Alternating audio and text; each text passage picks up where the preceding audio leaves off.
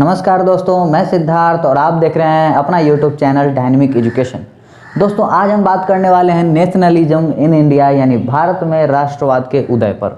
जी हाँ दोस्तों, भारत में राष्ट्रवाद का उदय होना और इसकी प्रवृत्ति क्या थी और इसका निष्कर्ष क्या निकला, इसके उपसंहार क्या निकले, ये काफ़ी ज़्यादा ऐसा विषय है जो हर एक एग्ज़ाम में पूछा जाता है, चाहे वो 9-10 के एग्ज़ाम हो, चाहे वो एसएससी, यूपीएससी, बीपीएससी किसी प्रकार के एग्ज़ाम में हो।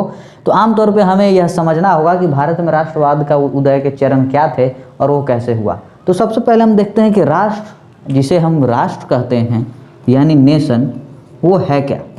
वास्तव में राष्ट्र क्या है? तो राष्ट्र को हम एक भूखंड मात्र के रूप में देख सकते हैं, लेकिन यह केवल एक भूखंड मात्र नहीं होता। राष्ट्र को हम एक ऐसे समूह के रूप में देख सकते हैं जहाँ की लोगों के एक समान भावनाएं हों, समान राजनीतिक महत्वाकांक्षाएं हों, समान ऐतिहासिकता हो और समान संस्कृति हो। तो दोस्तों, ऐसे समूह को हम राष्ट्र कहते हैं। और राष्ट्रवाद यानी नेशनलिज्म को हम डिफाइन करेंगे कि यह फीलिंग फॉर वंस नेशन। राष्ट्र के वे लोग जो अपनी राष्ट्र के प्रति जैसी भावना रखते हैं वही उनका राष्ट्रवाद कहलाता है। यानी राष्ट्रवाद कोई बहुत भारी भरकम टर्म नहीं है जो आजकल विकृत कर दिया गया है। राष्ट्रवाद दरअसल एक भावना मात्र है जो वहाँ के निवासियों में अपने राष्ट्र के प्रति देखी जा सकती है। अब राष्ट्रवाद नैरो सेंस ऑफ नेशनलिज्म हो सकता है या ब्रॉड सेंस ऑफ नेशनलिज्म हो सकता है या हिटलर का एग्रेसिव नेशनलिज्म हो सकता है। तो दोस्तों, यही राष्ट्रवाद है। तो भारत में राष्ट्रवाद कैसे पनपा, उसके चरण क्या थे? तो जब हम भारत में राष्ट्रवाद को देखते हैं तो भारत को हम एक नेशन के रूप में नहीं देखते हैं। भारत को हम एक नेशन स्टेट्स कहते हैं। नेशन हम तब कहेंगे जब यहाँ के लोगों का एक कॉमन हिस्ट्री,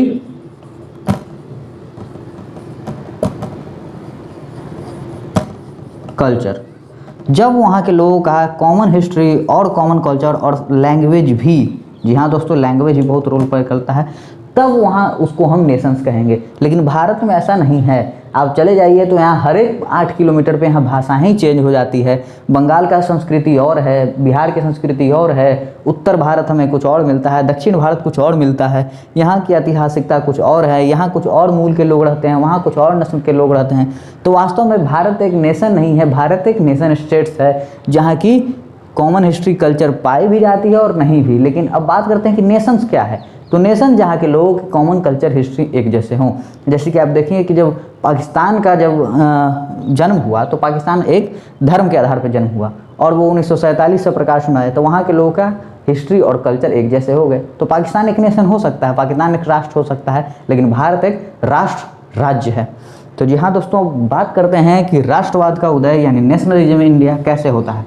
तो भारत में जब हम राष्ट्रवाद को जानेंगे तो वस्तुतः भारत में राष्ट्रवाद 1857 की क्रांति, जो कि आप सभी जानते हैं कि 1857 की क्रांति के बाद ही राष्ट्रवाद का उदय हो चुका था। यानी लोगों में अपने राष्ट्र के प्रति भावना का विकास हो चुका था, किंतु यह चरणबद्ध तौर पे आपको 1920 या 21 के समय प्रकाश में आता है, जब 1885 में कांग्रेस का जन्म होता है और भारत में 1915 में महात्मा गांधी का आगमन होता है। तो ही राष्ट्रवाद एक चरणबद्ध तरीके से अपने पूर्ण रूप में आता है। तो भारत का जो राष्ट्रवाद है वो एंटी कॉलोनियल नेशन का है।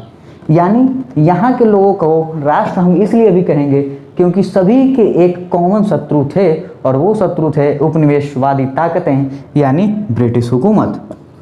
तो उत्तर से लेकर दक्षिण तक हिंदू हो या मुसलमान, सबके एक ही शत्रु थे और वो थे ब्रिटिश। यानी ब्रिटिश हुकूमत जो एंटी कॉलोनियल नोशन को जन्म देती है और यही बाद में भारत में नेशनलिज्म का प्रचारक बनता है। तो अब आप समझ गए होंगे कि नेशनलिज्म का जन्म भारत में कैसे होता है। लोगों में राष्ट्रवादी भावना का विकास तब और भी ज़्यादा तेज़ी से होने लगता है जब 1914 से 1918 के बीच विश्व युद्धों की शुरुआत होती है। जी हाँ दोस्तों, जैसा कि आप सभी जानते हैं कि फर्स्ट वर्ल्ड वार 1914 से 1918 तक चला था, जिसमें ब्रिटेन की या इंग्लैंड की बहुत बड़ी भूमिका थी। तो उस समय क्या हुआ कि जैसा कि आप सभी जानते हैं कि युद्धों में बहुत ज़्यादा खर्च होते ही हैं, चाहे वो राशन पानी पे हो या वो हथियारों पे हो या सैनिकों के उपचार में हो। तो जिस प्रकार ब्रिटिश हुकूमत युद्ध में उलझी हुई थी, ठीक उसी प्रकार उसकी ताकतों का ह्रास भी हो रहा था और जिसके लिए उसने फोर्स रिक्रूटमेंट, आप अगर एनसीईआरटी को पढ़ेंगे तो वहाँ एक टर्म आपको मिलेगा फोर्स रिक्रूटमेंट, जिसमें यह तरीका था जिसमें जबरन भारतीयों को पकड़ पकड़ कर सेना में भर्ती कर दिया जाता था, जिसे हम फोर्स रिक्रूटमेंट के नाम से जानते हैं। तो इससे लोगों में एक विरोधी मानसिकता का जन्म हुआ और ठीक इसी प्रकार जब रसद पानी की खर्चे ज़्यादा होने लगे, ब्रिटिश हुकूमत कमज़ोर होने लगी, तो वो लोगों से ज़्यादा टैक्स लागू करने लगी और लोगों का शोषण बढ़ गया। तो इस शोषण बढ़ने से भी लोगों में काफ़ी अंग्रेज़ों के खिलाफ गुस्सा व्याप्त हुआ, जिसे बाद में 1918 से 20 तक एक महामारी ने या इन्फ्लुएंजा महामारी ने ज़्यादा बड़ी भूमिका निभाई, जिससे कि लोगों का काफ़ी ज़्यादा नुकसान हुआ और करीब 12 से 13 मिलियन लोग मौत के घाट चढ़ गए। तो इस प्रकार से इतनी ज़्यादा मौतों ने ब्रिटिश सरकार के खिलाफ एक बहुत बड़ी जनभावना को जन्म दिया, जिसका इस्तेमाल महात्मा गांधी ने राष्ट्रीय आंदोलनों के लिए बखूबी किया, जो 1915 में भारत में आते हैं। जी हाँ दोस्तों, जैसा कि आप जानते हैं कि अब तक महात्मा गांधी ने अफ्रीका में अपने सत्याग्रह का बखूबी प्रयोग किया था और अशोषितों के लिए एक बहुत बड़ी सत्याग्रह जैसे आंदोलन को लड़ा था और वहाँ उनकी जीत हुई थी। तो ठीक 1915 में गांधी उस समय भारत में आते हैं और आते ही सबसे पहले वो चंपारण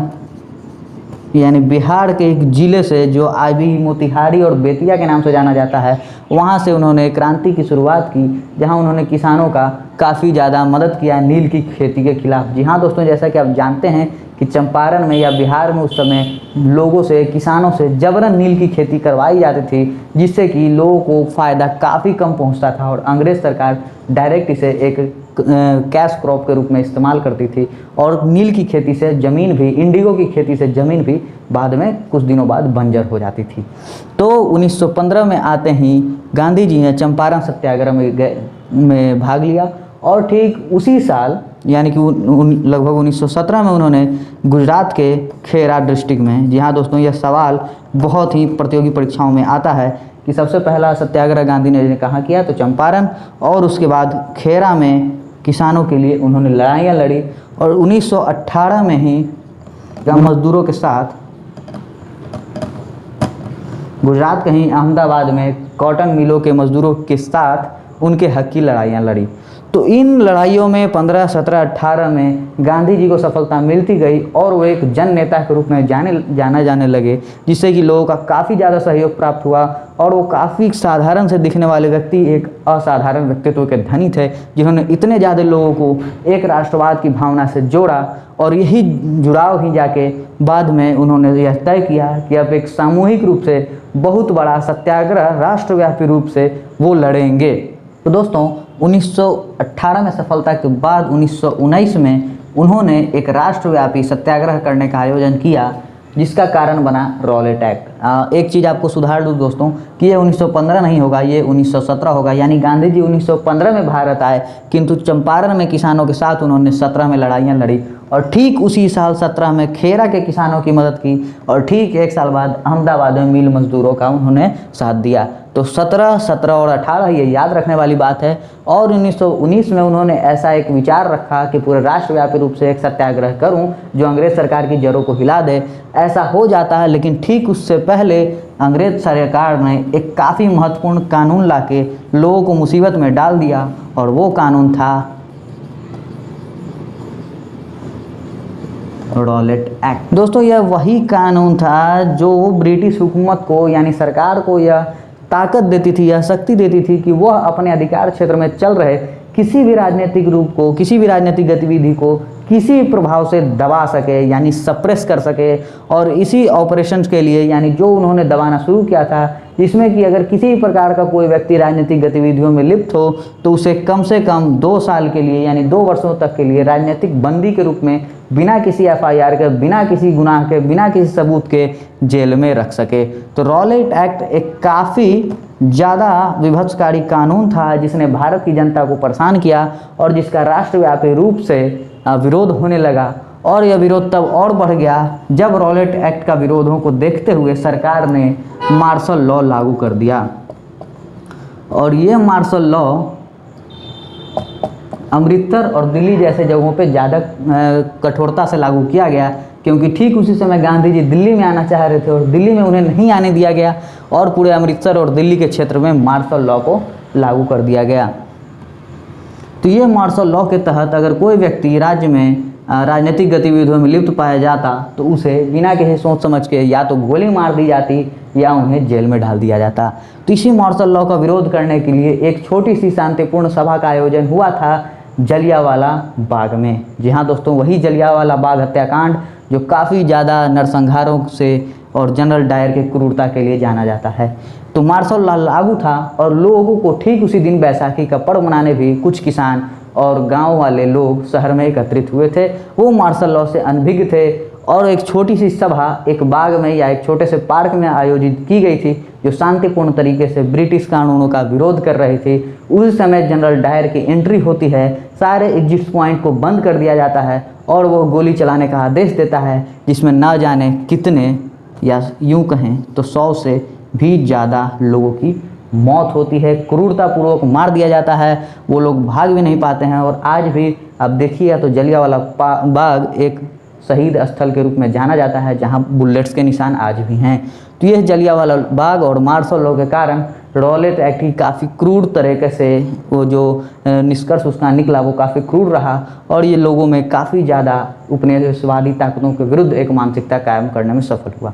तो दोस्तों इसके बारे में हम और आगे विस्तार से जानेंगे अपने अगले वीडियो में। तो आपके जो भी सुझाव हो, जो भी प्रश्न हो, अपने कमेंट के माध्यम से हम तक पहुंचाएं। हमारे व्हाट्सएप ग्रुप में जुड़ें जो कि लिंक में डाला हुआ है। तब तक के लिए धन्यवाद।